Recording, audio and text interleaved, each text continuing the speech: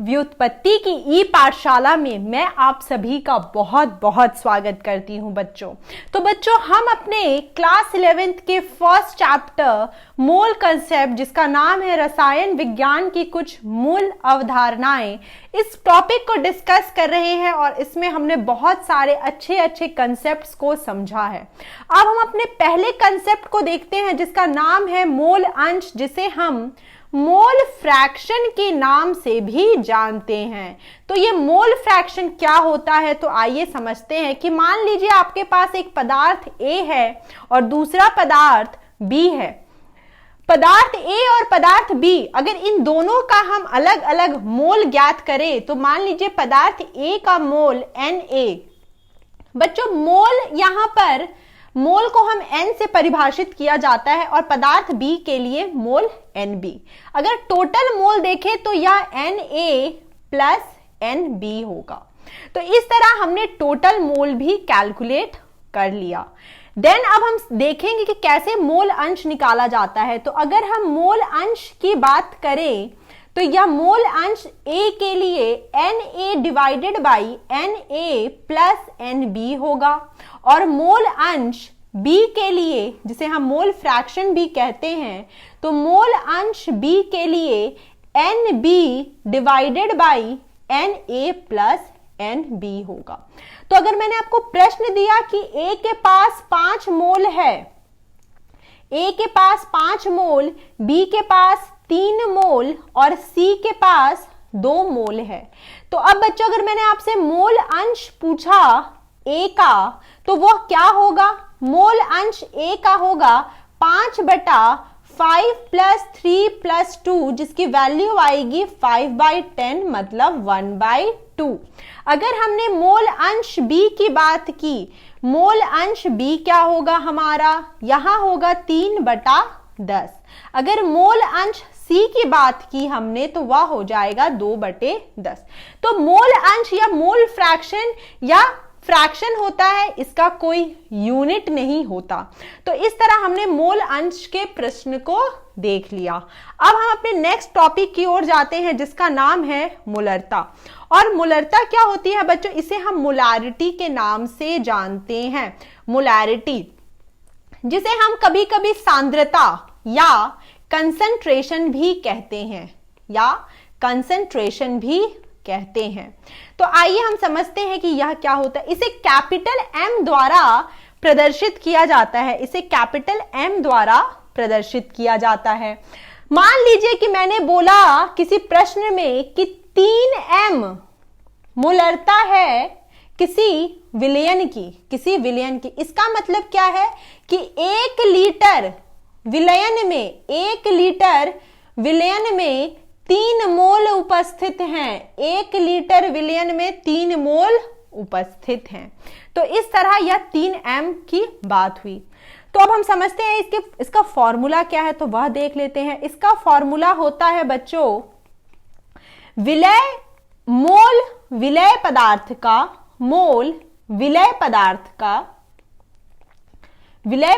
का आयतन विलयन का आयतन विलयन का, वह भी लीटर में। तो अब एक नेक्स्ट प्रश्न देख लेते हैं। तो यहां पर आपको सोडियम हाइड्रोक्साइड दिया हुआ है और यहां पर 4 ग्राम NaOH दिया हुआ है, जिसको जल में घोला गया है। और इतना घोला गया है कि जैसे मान लीजिए मैंने एक बीकर लिया और इसमें मैंने 4 ग्राम NaOH लिया। जो हमारा टोटल विलयन है, जो टोटल सॉल्यूशन है, वह 250 ml हो रहा है बच्चों। वह टोटल कितना हो रहा है? 250 ml। तो यहां पे ये अपना विलायक है, यह अपना विलय हो गया और यह अपना विलयन हो गया। तो यह बात हमें आती है समझ में। अब इसके पश्चात हमें क्या करना है कि हमें मोल निकालना है। किसका? हमें मोल निकालना है विलय का। तो मोल विलय का कैसे निकालेंगे? द्रव्यमान बटा मोलर द्रव्यमान, द्रव्यमान हमें दिया गया है 4 ग्राम। और अगर हम सोडियम हाइड्रोक्साइड की बात करें तो 23 जोड़ 1 जोड़ यह हो जाएगा 16। तो यह आपको आएगा 4/40 1/10 मतलब 0.1 मोल आ गया ये। तो बच्चों ये 0.1 मोल आ गया। अब इसके पश्चात हमें आयतन दिया हुआ है, तो आयतन हमें दिया हुआ है 250 ml। तो अब हम इसे क्या करेंगे, लीटर में कन्वर्ट कर लेंगे। तो लीटर में कन्वर्ट करने के लिए 1000 से भाग दे देंगे, तो यह आ जाएगा 1/4 लीटर। तो बच्चों अब हमें पता है कि हमें मोलरता कैसे निकालनी होती है। मोलारिटी के लिए हमें मोल बटा आयतन, मोल बटा आयतन वह भी होना चाहिए लीटर में। तो मोल हमारा आया था 0.1 और आयतन हमारा आया था 1/4। तो अगर इसको कैलकुलेट करें तो 0.1 डिवाइडेड बाय 0.25 यह होगा। तो बच्चों ये 0.25 होगा। अब अगर इसको आप कैलकुलेट करोगे तो आपको यह मिलेगा 0.4 कैपिटल M। तो इस तरह बच्चों हमने सीखा कि कैसे हम, अगर इसके यूनिट की बात करें, अगर मैं आपको इसकी यूनिट की बात करें तो यह कैपिटल M क्या प्रदर्शित करता है कि 0.4 मोल पर लीटर, मोल पर लीटर। तो इसका उत्तर आप लिख सकते हो 0.4 कैपिटल M या 0.4 मोल पर लीटर। तो यह बच्चों ये इसका आंसर हो गया। नेक्स्ट प्रश्न को देखते हैं, बहुत ही आसान प्रश्न है। यहां पर आपसे इसका अंतर पूछा है, तो यहां तो यह मोलारिटी की बात कर रहा है, जिसे हम मोलारिटी या सांद्रता की बात कर रहा है, कंसंट्रेशन। इसका मतलब क्या होता है, मोल बटा आयतन। इसका मतलब होता है मोल बटा आयतन। और यह बच्चों मोल है, इसका मतलब होता है द्रव्यमान बटा मोलर द्रव्यमान, द्रव्यमान बटा मोलर द्रव्यमान। तो यह बात भी हम समझ गए। इसके पश्चात अब हम अपने नेक्स्ट प्रश्न को देखेंगे। इस प्रश्न में आपसे पूछा गया है कि 1 m NaOH का अर्थ है कि किसी विलयन में 1 लीटर। सही बात, मतलब अगर मैंने 1 m लिखा है तो इसका मतलब होता है 1 मोल 1 लीटर में। तो अगर आपसे 0.2 पूछ रहा है तो क्या लिखोगे कि 0.2 मोल 1 लीटर मतलब 1000 ml होता है बच्चों। 1 लीटर मतलब 1000 ml गुने 0.2, तो यह आ जाएगा 200 ml। यह आ जाएगा 200 ml। 1 लीटर को बच्चों हम लोग 1000 ml भी बोलते हैं। तो हमने अगर इसको ml में चेंज करके लिखा तो हम यह लिख सकते हैं। नेक्स्ट प्रश्न को देखते हैं। सोडियम एसीटेट का 500 ml 0.375 मोलर जलीय विलयन है को बनाने में कितनी द्रव्यमान, आपको मास पूछा है, आपको द्रव्यमान पूछा है, तो सबसे पहले हम अपनी चीजों को लिख लेते हैं। मोलर द्रव्यमान दिया हुआ है, तो मोलर द्रव्यमान बच्चों यहां पर एक चीज मैं आपको बताना चाहती हूं कि मोलर द्रव्यमान यहां दिया हुआ है आपका 82.0245 ग्राम पर मोल। कभी कभी मैंने आपको लिखकर दे दिया होगा कि CH3COONA का जो मोलर द्रव्यमान होता है 82.02 ग्राम होता है, मैंने कभी लिख दिया होगा। इसका मतलब क्या होता है पहले ये समझ लीजिए। इसका मतलब यह होता है, इस ग्राम पर मोल का मतलब होता है 1 मोल में सोडियम एसीटेट के 82.0245 ग्राम होते हैं। 1 मोल सोडियम एसीटेट के 82.0245 ग्राम होते हैं। तो यह बात हमें आ जाती है समझ में। तो कभी कभी हम क्या करते हैं बच्चों, इसको ग्राम में भी लिख देते हैं, तो उससे कोई प्रॉब्लम नहीं है। तो यहां पर हमें देखिए यहाँ पे 0.375 मोलर जलीय विलयन दिया है। इसका मतलब होगा मोलरता, मतलब अपना ये है मोलैरिटी। तो यह है 0.375 कैपिटल M। इसका मतलब क्या है बच्चों कि 0.375 मोल 1 लीटर जल में है, 1 लीटर विलयन में है। आपको कितने विलयन के बारे में पूछ रहा है, 500 ml के बारे में पूछ रहा है। तो इसको लिख दीजिए 0.375 मोल 1000 ml विलयन, 1000 ml विलयन में। तो अब हम 500 ml के लिए निकाल लेंगे। तो 500 ml के लिए हम कैसे निकालेंगे बच्चों कि हम क्या करेंगे कि 1000 ml मतलब इस प्रश्न के अनुसार 0.375 मोल है। तो 500 ml का मतलब होगा कि 0.375 डिवाइडेड बाई 1000 इंटू 500 मोल, जिसकी संख्या हो जाएगी 0.375 बाई 2 मोल। तो बच्चों अब हमारे पास मोल आ चुका है, हमारे पास पास मोलर द्रव्यमान है। अब हम द्रव्यमान निकाल सकते हैं। तो हम क्या करेंगे, मोल इज इक्वल टू द्रव्यमान बटा मोलर द्रव्यमान। तो इस फॉर्मूले को यूज कर हम अपने प्रश्न के उत्तर तक पहुंच जाएंगे। तो यह है 0.375 बाई 2 द्रव्यमान, और मोलर द्रव्यमान हमारा हो गया 82.0245। कैलकुलेट करेंगे तो हमें जो आंसर प्राप्त होगा वह आंसर होगा, द्रव्यमान की जो वैल्यू आएगी वह आएगी 15.380 ग्राम। तो यह हमारा उत्तर आएगा।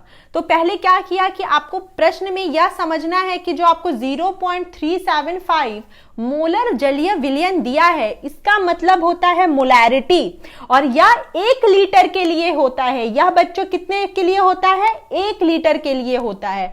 तो अब हम क्या करेंगे, 1 लीटर के लिए हमें नहीं पूछा है, हमें 500 ml के बारे में मोलैरिटी, कंसंट्रेशन या सांद्रता या मोलरता की बात कर रहा है। तो यहां पे हमने 500 ml के लिए निकाल लिया।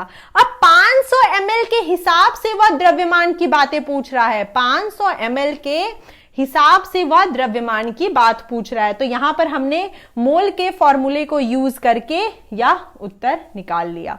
नेक्स्ट प्रश्न देखते हैं। 20 ग्राम चीनी दिया है, अपना विलय हो गया यहां पर 20 ग्राम, और अगर यहां इसका मोलर द्रव्यमान की बात करें, मोलर द्रव्यमान की बात करें तो 12 गुने 12 जोड़ 22 प्लस 11 गुने 16, यह आपका आ जाता है बच्चों, यह आपका आता है 342 ग्राम। यह आपका आता है 342 ग्राम। कहीं कहीं आपको 342 ग्राम पर मोल, एक मोल चीनी के में जितना द्रव्यमान होता है वह क्या होता है, 342 ग्राम। तो यह बात भी हमें समझ में आती है। तो अब हम क्या करेंगे, मोल निकाल लेंगे। तो मोल जब निकाला तो क्या हुआ, 20/342 हो गया। तो यह आपका आ जाएगा 0.585 मोल आ गया। इसके पश्चात आपको आयतन दिया गया है। आयतन हमें दिया है 2 लीटर। आयतन हमें दिया है 2 लीटर। मोलरता क्या होगी बच्चों, 0.0585 डिवाइडेड बाई 2, या इसका वैल्यू होगा, उत्तर आपका आ जाएगा 0.029। तो यह आपका कैपिटल M हो गया। इसको हम और कैसे लिख सकते हैं बच्चों, 0.029 मोल पर लीटर भी लिख सकते हैं, मोल पर लीटर भी लिख सकते हैं।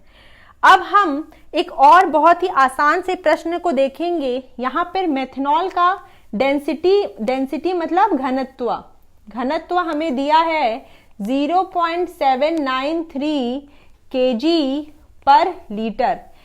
इसका मोलरता हमें दिया है 0.25 कैपिटल M। ठीक है बच्चों, तो यहां पर हमें सबसे पहले क्या करना है, यहां पर हमें देखना है, और अगर हम मोलर द्रव्यमान की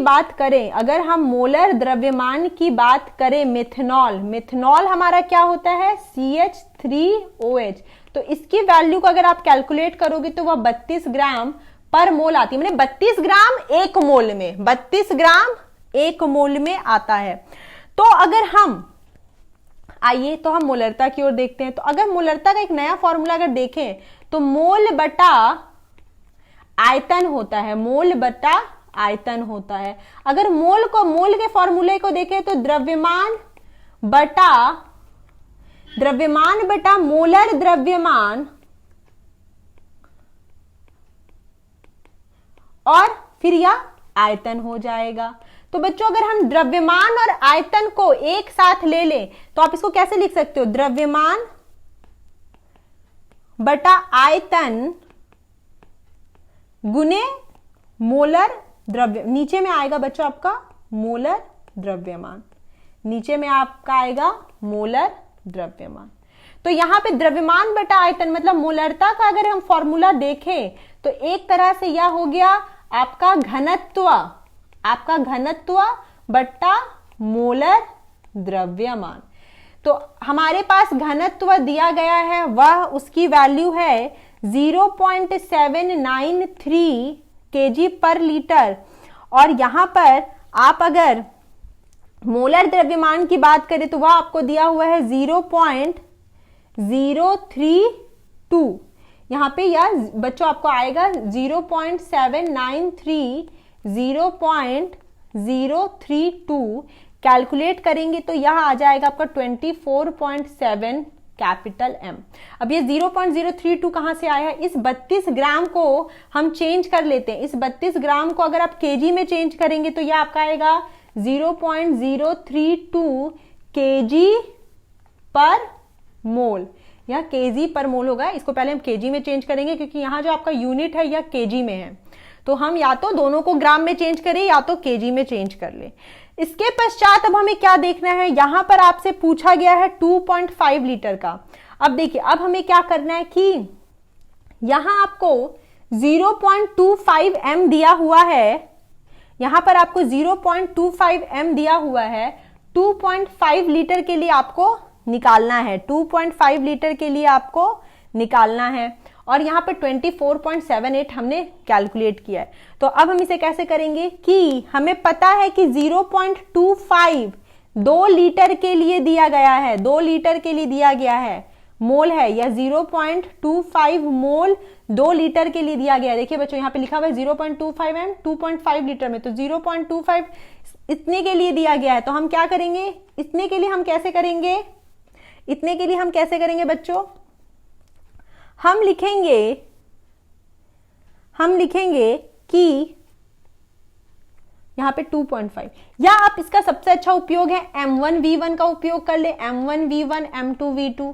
जैसे हमें यहाँ पे M1 24.78 गुने V1 जिसका वॉल्यूम निकालना है, और मोलारिटी हमें जो पुरानी दी हुई थी वह 0.25 इंटू, और वहां वॉल्यूम हमें 2.5 दिया था। तो यहाँ पे अगर हम V1 कैलकुलेट करें तो यह 25.22 ml आएगा। आप इसे सॉल्व करिएगा, लीटर में अगर इसको हम देखने जाएंगे तो यह आएगा 0.02522 लीटर।